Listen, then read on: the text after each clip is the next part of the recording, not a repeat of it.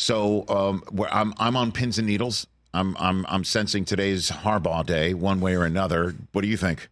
What do you think right now? I don't know about today, but I would be very surprised if he's not an NFL head coach. Just everything seems like it's pointing in that direction.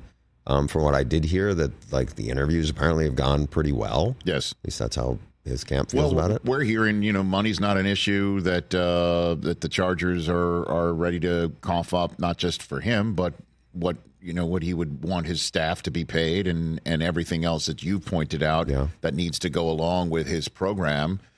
From whatever it is, strength conditioning and smoothie making or whatever the heck it is. Man, if you're a Michigan fan, I think that the bigger blow, obviously, if Jesse Minter, who did a terrific job as a DC, I think he's gone too. Yeah, I think so too. The one I would be like, oh, please don't take Ben Herbert. That's the one. Like that's the strength guy there who Jim brought. He was old, Bielema guy, Wisconsin, then Arkansas. Like that guy's as good as it gets, and. When you look at them not like, quote, having the recruiting stars of the other, elite teams to win a national title, it was the development part. And that guy, man, they can't pay him enough money. So. Well, I mean, we'll see what Michigan does to keep whomever from going with Jim and things of that nature. I don't know. And maybe Jim is still considering staying. That this may just be, you heard how the Broncos thought they had him. He thought that he had the Vikings and then didn't. So, you never know, especially with Jim Harbaugh. You really never know. I'm telling you, that's what I said at the top of the show. Like everybody who I talk to that might know from the Chargers and everyone that I talk to that might know from Michigan finishes their entire soliloquy or theory or this is what's happening type statement with Jim. You never know. You never know. Now, I know his wife liked Southern California from her time there. Right. You have a franchise quarterback that's waiting there, like a big athletic guy. Some really good players on defense. Just like there's a lot to work with for the Chargers, especially.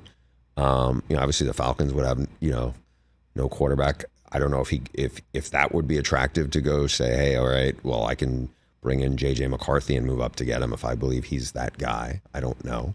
But, man, the Chargers feel like they're moving into new facilities this year, not far from us. Right down the road, across the street practically. Andrew Whitworth could probably hit a golf ball through it. Tee it up and let it fly.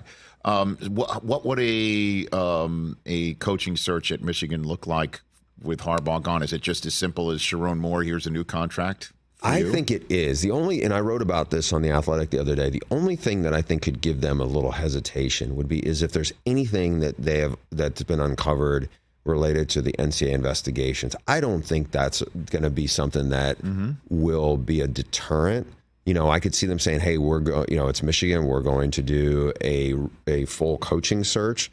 But ultimately, again, this is something I wrote a lot about, was Sharon Moore not only has beaten Penn State at Penn State, he beat your arch rival. Like, there's no interim who could have proven more than Sharon Moore has under intense pressure and scrutiny in tough environments, and he aced those tests. The other thing was, and I got into this in the story about him, after the national title, it's an hour later, and I'm talking to Trevor Keegan, who's a team captain, not about what if Harbaugh leaves, any of this. We were talking about something about like kind of the brotherhood of him and some of the linemen and some of the guys he came in with, unprompted. And he starts talking about how, the recruiting process, how jaded that could be.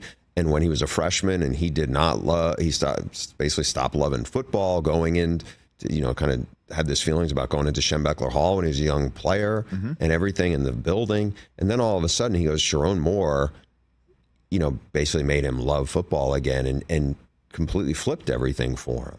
I didn't ask him about Sharon Moore. He wasn't talking about him, I think, in terms of like, this is why Sharon Moore should be the next head coach at Michigan. But I think that's probably why he should be, because, as much as we want to say that, oh, these bigger programs aren't totally developmental programs, they absolutely are. They're all college football programs or developmental programs. Harbaugh was masterful at that. And I think Sharon Moore has shown he is very able and wired to do that. And so if it's not going to be Sharon Moore, man, it better be a grand slam choice. Like the other guys, I'd say the only other guy I would think of and say, okay, that guy's pretty remarkable head coach, but he has no ties to Michigan, is Lance Leipold at Kansas. Like, I think he's done an amazing job at a place nobody wins at. And he's from Wisconsin, so he has, Big Ten footprint, growing, coming from where he came from. But he's still not you're talking about a complete outsider. Anybody else they're bringing out, like I've had some people throw the name, Brian Kelly. I'm like, the stuff that made Jim Harbaugh such a great coach at Michigan, when you talk to people, it's like the connection he has with the players. Jim Harbaugh is Jim Harbaugh. He may be wildly unpredictable. He may be very different, but like there's an authenticity that the players and the people in there totally buy in on.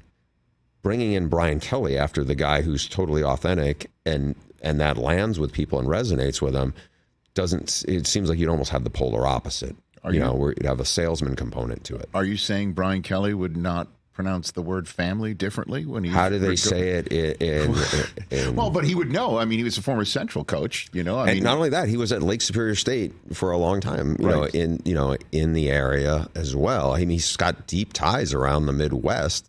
He's recruited at a high academic school, for a long time at Notre Dame. But I just think that Sharon Moore is such an obvious choice for them and for the players and the program. And there's a lot of key pieces I think you could probably keep. And there's still a lot of really good young players there. So to me, it's like that would surprise me if they didn't end up promoting him. Catch the Rich Eisen Show every single day on the Roku channel, 12 to 3 Eastern, for free.